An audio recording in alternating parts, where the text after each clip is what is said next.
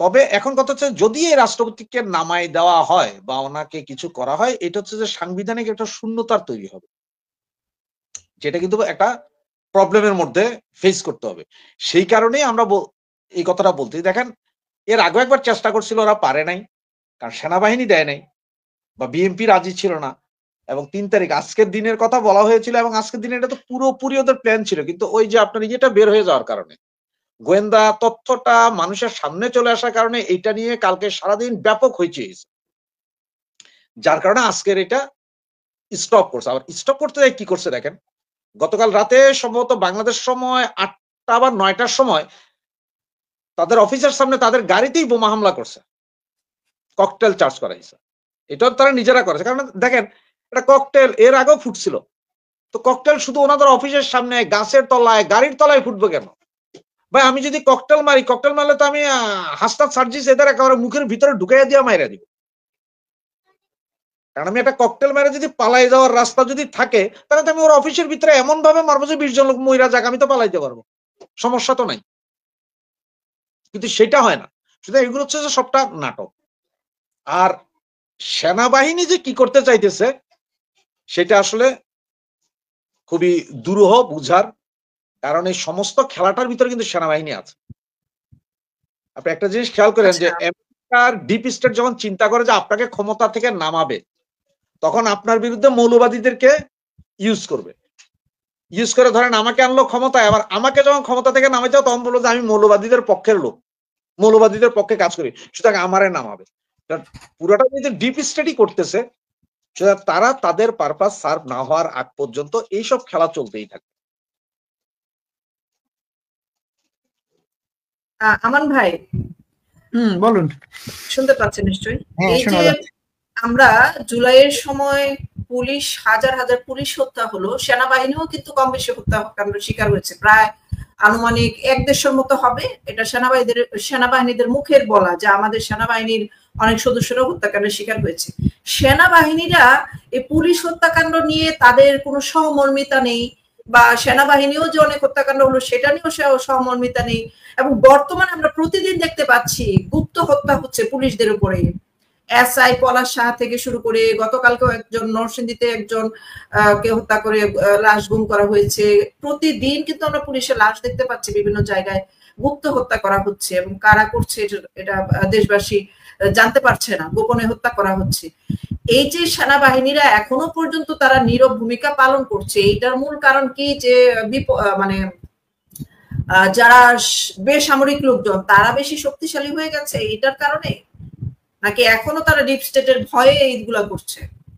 আচ্ছা, ধন্যবাদ আপনি আমাকে বলার সুযোগ দেওয়ার জন্য।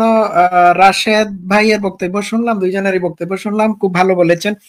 এখন ডিপ স্টেটের ব্যাপারে যদি আমি কথাবার্তা বলতে হয়, তাহলে আমি যেটি বলতে চাইবো সেটি হচ্ছে যে ট্রাম্প ক্ষমতায় আসার পর ডিপ স্টেট গুলোকে, আমেরিকার ডিপ স্টেট গুলোকে ট্রাম্প প্রায় ডিসমেন্টল করার চেষ্টা করেছে, ঠিক আছে? তো ডিপ স্টেটের কার্যকারিতা বাইডেন প্রশাসন থাকার সময় খুব বেশি এফেক্টিভ ছিল, এবং তারা সাকসেসফুলি প্রধানমন্ত্রী শেখ হাসিনাকে ডিপ স্টেটের মাধ্যমে সরাতে সক্ষম হয়েছে। এবং ডিপ স্টেটের সাথে শুধুমাত্র আমেরিকা জড়িত ছিল এমনটি না, আরো অনেক বিদেশি শক্তি, বৈদেশিক শক্তিগুলো জড়িত ছিল এর সাথে। শেখ হাসিনার পতনের সাথে খুব ভালো করে জানেন জাতিসংঘেরও ভূমিকা ছিল। জাতিসংঘের ওই মানবাধিকার কি জানি ওইটা কি তুর্ক নাকি কি নাম ভুলে গেছি, তার তো স্পষ্ট বক্তব্য শুনলাম। হ্যাঁ, সেনাবাহিনীকে হুমকি দিয়েছিল যে যদি তথাকথিত ছাত্র জনতাকে থামানোর চেষ্টা করে তাহলে তাদেরকে মানে শান্তি মিশন সহ বা ধরেন জাতিসংঘের যে আরো অনেক সুযোগ সুবিধা আছে, পরিচালিত অনেক সুযোগ সুবিধা আছে, এগুলো থেকে বঞ্চিত করা হবে। তো এই দিকে নাই গেলাম, ডিপ স্টেটের ব্যাপারে এখন আর নাই কথা বললাম। এখন আপনি বলছেন যে সেনাবাহিনীর ভূমিকাটা কি? তো কথা বললে তো অনেক কিছু বলতে হয়। সেনাবাহিনীর ভূমিকা আমার কাছে খুব একটা স্পষ্ট মনে হচ্ছে না।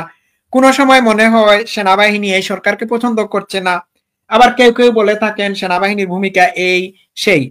আদতে কি সেনাবাহিনীর কোনো সীমাবদ্ধতা আছে? বাংলাদেশের সেনাবাহিনীর কোনো সীমাবদ্ধতা আছে যে সীমাবদ্ধতার কারণে মানে সেনাবাহিনী মানে বিষ খেয়ে বিষ হজম করতেছে? যেহেতু আমি বাংলাদেশে নাই, আমি এই ব্যাপারে মানে ঠিক বলতে পারবো না, কিন্তু আমার কাছে মনে হচ্ছে যে সামহাও সেনাবাহিনীর কোনো একটা জায়গায় অসুবিধা আছে বা লিমিটেশন আছে। আমি সেনাবাহিনীর উপর কোনো ব্লেম দিচ্ছি না। এখন আসেন ইয়ের ব্যাপারে, ওই আমি, এটা তো কোনো বিপ্লব ছিল না, এটি ছিল সম্পূর্ণরূপে একটি জঙ্গি হামলা। যদি বিপ্লব হতো, যদি এটি বিপ্লব হতো বা গণ অভ্যুত্থান হতো, তাহলে সেনাবাহিনীর সকল সদস্য, বেশিরভাগ সদস্য, সারা বাংলাদেশের সকল পুলিশ, বাংলাদেশের আপামর জনসাধারণ সবাই রাস্তা, সবাইকে নিয়ে জামাতি ইসলামী শেখ হাসিনার পতন ঘটাতে পারত।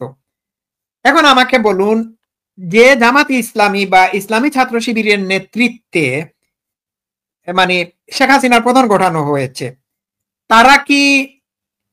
তারা কি দেশের সংখ্যাগরিষ্ঠ মানুষের ভোটের দ্বারা নির্বাচিত? দেশের সংখ্যাগরিষ্ঠ মানুষের দল থেকে উঠে আসা মানুষ? উত্তর হচ্ছে না। আমি পৃথিবীর কয়েকটা বিপ্লবের কথা বলবো, যেমন ধরুন, আমার যদিও পছন্দ না ইরানের ইসলামিক বিপ্লব বা রেভলিউশন, আমার পছন্দ না, ঠিক আছে, কিন্তু ইরানে যখন আয়াতুল্লাহ খুমেনি তার মোল্লাদেরকে নিয়ে এই বিপ্লব ঘটায়, তখন তার এই বিপ্লবের পিছনে সারা দেশের মানুষ সম্পৃক্ত ছিল, জড়িত ছিল। কিন্তু বাংলাদেশের এটির ব্যাপারে সারা দেশের মানুষ জড়িত না। এটা হচ্ছে চিটিং বিপ্লব। সমস্যাটা এই জায়গায়, আমি একটু, আমাকে যদি কিছু সময় দেন, আমি একটু ব্যাখ্যা বিশ্লেষণ করবো। রাশেদ ভাই, আপনি কিছু মনে নিয়েন না, আপনার মূল্যবান বক্তব্য শুনবো। এখন আমার কথা পয়েন্ট টু বি নোটেড, আপনারা খেয়াল করবেন। জামাতে ইসলাম একটা রাজনৈতিক দল, একটা জঙ্গি রাজনৈতিক দল, ঠিক আছে। জামাতি ইসলাম কি ক্ষমতায় যাওয়ার জন্য এই মুহূর্তে সম্পূর্ণরূপে তার জমিন প্রস্তুত করে রেখেছিল? ক্ষমতায় যাওয়ার জমিনটা কি তার উর্বর ছিল? সোজা উত্তর হচ্ছে না, কারণ এটি হচ্ছে জনবিচ্ছিন্ন একটি রাজনৈতিক দল। এটির মধ্যে মানে সংসদের নির্বাচনে গেলে, মানে সংসদীয় নির্বাচনে গেলে 5টা সিট পাবে কিনা সন্দেহ আছে। জামানত যেমন জামাতের সাদা শকুনুর রহমান, তার জামানত বাজেয়াপ্ত হতে পারে। এখন এমন একটি দল দাবি করছে যে এটি গণ অভ্যুত্থান ছিল। এখন গণ অভ্যুত্থান হতে হলে তো জনগণের সমর্থন থাকতে হবে। তারা তো এই গণ অভ্যুত্থানের জন্য এখন প্রস্তুত না। তাদের যদি ধরেন, তাদের জামাত ইসলামের যদি গেল 10 বছর যাবত জামাত ইসলামের যদি 90% জনগণের সমর্থন থাকতো, পার্লামেন্টে যদি তারা বেশিরভাগ সিট পেত, ধরেন 50%, 50টা সিট পাইছে, 70টা 80টা বা 100টার মতো সিট পাইছে, অথবা বিএনপির কাছাকাছি, বিএনপির মতো সংসদ নির্বাচনে তারা সিট পাইছে, ব্যাপক প্রচুর সিট পাইছে, তাহলে তারা গণ অভ্যুত্থানের ডাক দিলে জনগণ তাদের সাথে থাকতো। এখন সমস্যাটা হচ্ছে এই জায়গায়, তারা জনগণকে ব্ল্যাকমেইল করে রাস্তায় নামিয়ে একটা বৈধ সরকারের পতন ঘটিয়েছে। আর পতন ঘটানোর পরে তারা যখন বলছে যে এটি গণ অভ্যুত্থান, তখন তারা বুঝতে পারতেছে যে তাদের পায়ের তলায় মাটি নাই, জনগণের তাদের প্রতি সমর্থন নাই, জনগণ তাদের সাথে অংশগ্রহণ করে নাই। জনগণকে ভুলভাবে বুঝিয়ে তারা চিটিং করে একটা কাজ করেছে। এখন যে দলের জনগণের সাথে কোনো সম্পৃক্ততা নাই, জনগণের সাপোর্ট নাই, সেই দল ক্ষমতায় টিকে থাকার জন্য রাষ্ট্রপতিকে হত্যা করার প্ল্যান করবে।